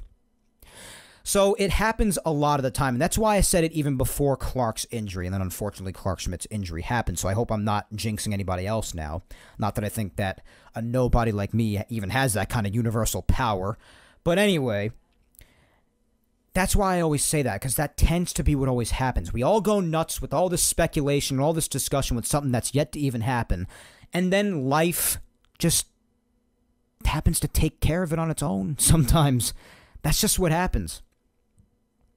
So the same thing could happen in August. When Schmidt's ready to come back, hopefully not, but maybe somebody else will be hurt, and then you just slide him right back in. I mean, you don't know. We don't know. But in the event that everybody is healthy, then yes, at that point, you really wouldn't have any other choice than to put Nestor in the bullpen, because I'm definitely more interested, especially with how good he had looked before his injury, in watching a young Clark Schmidt continue to develop into a legitimate major league starter than watch Nestor be out there doing what we all think he's going to do most of the time, just turn in good outings at times. He'll completely crap the bed others and just be inconsistent at times. Like, we all know more or less what we're going to get from Nestor. We're going to get decent numbers. but it's going to be inconsistent at times. But he's been a starter for a long time now. He's gotten his time to really try to come into his own, and we know that we're going to get quite a bit of inconsistency and okay numbers. He'll be okay on an overall basis after all the inconsistency. But Schmidt is still that developing starter who has shown so much promise and so much growth that I want to see the continuation of that. I would so prioritize him over Nestor without thinking for a second. So if everyone's healthy, yeah, get Nestor out of the rotation, put him in the bullpen, and put Schmidt back in there if everyone's healthy. But again, might be moot, because who knows? Might take care of itself by the time it's ready to go. Trevino, what the hell? Solo bomb to left field. Wow. A high fastball, and he turned on it. Holy mother of God. Did that go over the monster? Yeah, it did. It cleared. Holy. Wow. All right, so it's 4-2 because that happened to lead off the top of the sixth. I can't believe how fast this game is going. Holy crap. But yeah, it's the top of the sixth. Now it's 4-2 Red Sox. It was a solo shot. All right, just 2 runs, guys. 2. Bloop and a blast, as John Sterling always used to say. Let's get DJ on base, get Volpe cooking, and then you got Soto and Judge after that. This is why. This is why I love the offense. Never over. Not unless the pitching decides to give it right back again afterwards, like they were doing a lot last night, but you get what I mean. So, all right, so DJ's in a 2-0 count now. It's 2-0. The pitch is a strike. All right, well, let's just get on base, Deej. That's all I could ask. Just get on base. All right. Whose reply was I up to? Let me see here. Spencer, my good friend Spencer. It's good to hear from you, buddy. Thanks so much for replying to the social media segment. Oh, my God. You know how much I appreciate you, my friend. I can't tell you how much it means to me that you continue to participate in this show. I hope you're doing well, my friend. I really do. But Spencer at Musician DMD, he says, if I was in charge, I'd put Nestor in the bullpen. Not just because he's the weakest New York Yankees starting pitcher, in my opinion, but he would enhance the pen because of his experience and success in that position. Well, yeah, he could end up being more of a threatening arm and maybe even add some velo to his pitches if he knew he was going to be able to throw a less amount. You know, if he were out there for 2-3 innings, he could let it go a bit more. That is what happens when some guys move to the pen, and DJ just struck out. So much for that. Anyway, but yeah, I could imagine that happening. And in a bullpen where some people are a bit unsettled with the fact that they could use some more strikeout guys and not throwing as many strikes as they should be lately. And he could possibly add some more stability to that, being a starter-turned reliever and being able to turn it up a bit more than when he's a starter. So that's a pretty good point. But yeah, right now, I'm just not sure I'd pull the trigger on that necessarily right now. I'd wait a little bit longer after optioning Cody Poteet and see what happens. The Yankees, like I said, the Yankees are in a position right now where they have the luxury of testing out a lot of these things, not having to be so urgent with certain things, because they're in a great position right now. So they have the luxury to not be so unbelievably urgent or just anal about a lot of things. So that's what happens when you put yourself in a good position right away in the first half of the season, guys. So the Yankees have these luxuries to not rush guys back, experiment with certain things a little bit more than they otherwise would be able to. So we'll see. But that is a good point. I don't completely disagree with that. All right, Volpe just got a hit. So run on first, one out. Here comes Juan. It's inside. I thought the ump was going to call that a strike again. Oh, my goodness. Please come through, Juan. Please come through. All right, in the meantime, I'll read. Let's do the usual final 2. Let's wrap up here because I didn't realize how deep we were already in, about an hour 40 plus. So let us do our usual final 2. As always, first up is my lovely girlfriend at Vic Salimo. And she says, I would send Nestor to the bullpen right now. He is the worst of the 5, if you had to choose, and definitely the most inconsistent. I would definitely move him to the pen for now and see what happens. That's what a lot of people are saying. Can't really blame you. The 3-1 pitch was a ball, and the umpire calls it a strike. Oh, my God. Oh, my God. Dan Bellino. For the love of God. All right, 3-2. Wow. Nice play in the second base hole. Wow. Took away a hit from Soto. But Volpe, who I guess was running on the pitch, winds up all the way at third. He was just on first, so...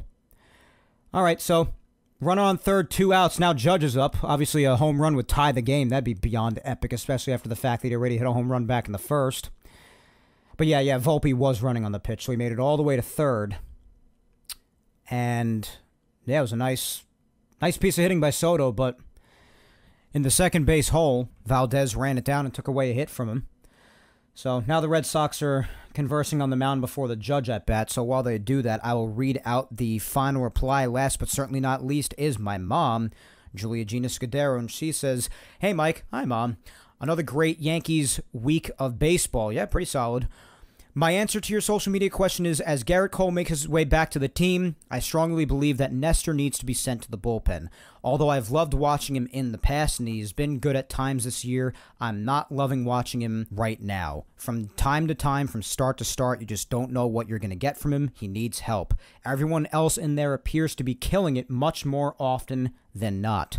Cole should have it easy this year if the rotation continues as they have been minus Nestor. Wish he was more consistent. That's my feeling. Sorry, Nestor. Let's go Yankees." Well, yeah, listen.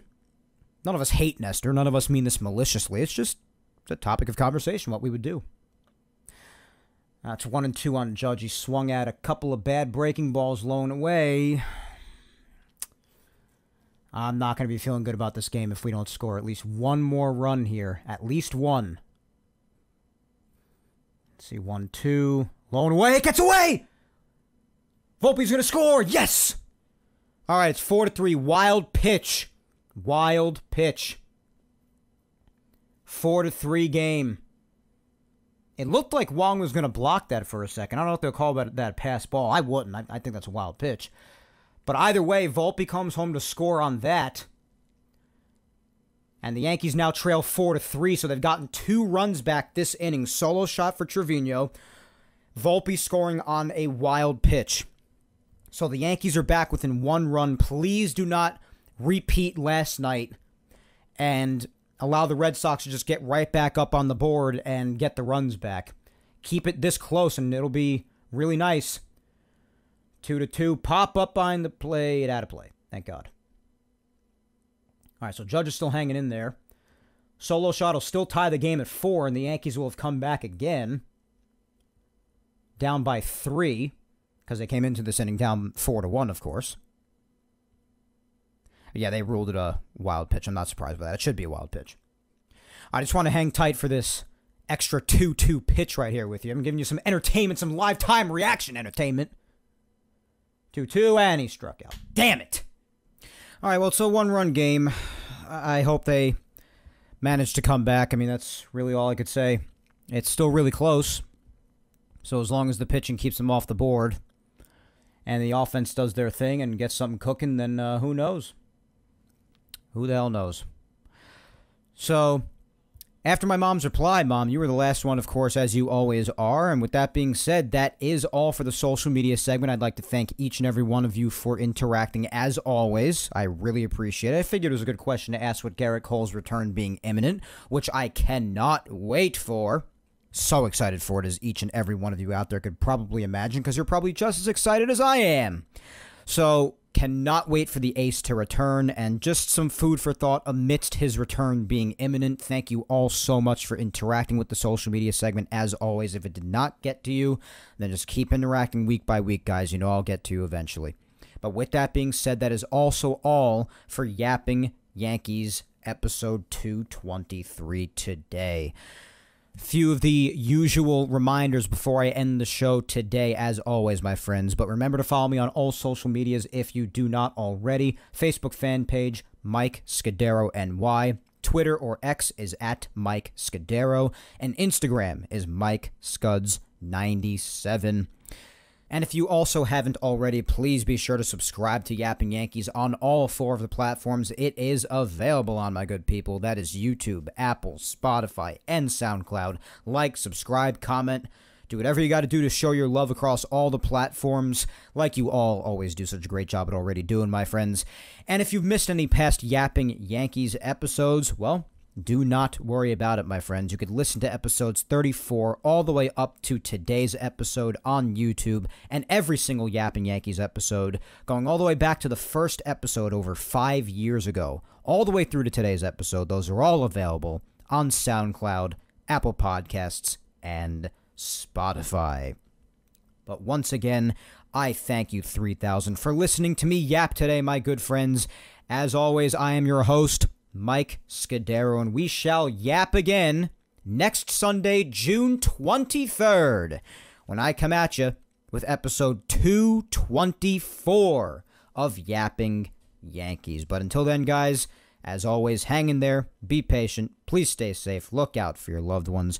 Go ahead and kick life's ass this week, as I always remind you to do each and every week, my friends. It's going to be a little bit of a weird week with the Juneteenth holiday being on Wednesday, random day off in the middle of the week, going to throw me off a little bit for sure.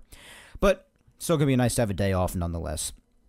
But otherwise, you guys have yourselves a great week. Again, happy Father's Day to all the awesome dads out there. Hopefully the Yankees wrap up this weekend with winning this last damn game in this series, because that's how you want to finish off a series in Boston. This is not a Red Sox team you should be losing a series to. I understand you can't win every single series, but not a team you should be losing a series to. Awfully good way to go into an off day, end the road trip, and head into a series against the Orioles, who did win again today, so you don't want them gaining another game as well. So let's just get through this, up to the 7th inning in this game already at the time that I'm taping. Just get the win, and end the series on a high note, please. That's all I can ask. And then got a couple of tough series coming up, Orioles and Braves, especially the Orioles. Just let's put our best foot forward and kick some ass. What do you say? But come next week, guys, upon thinking about it, by the time we talk again next Sunday, the Yankees will be virtually at the exact halfway point of the year as far as games. Because, again, tonight is game number 74. And you have 75 Tuesday, 76, 77. And it's going to be basically game 80, it looks like, on Sunday.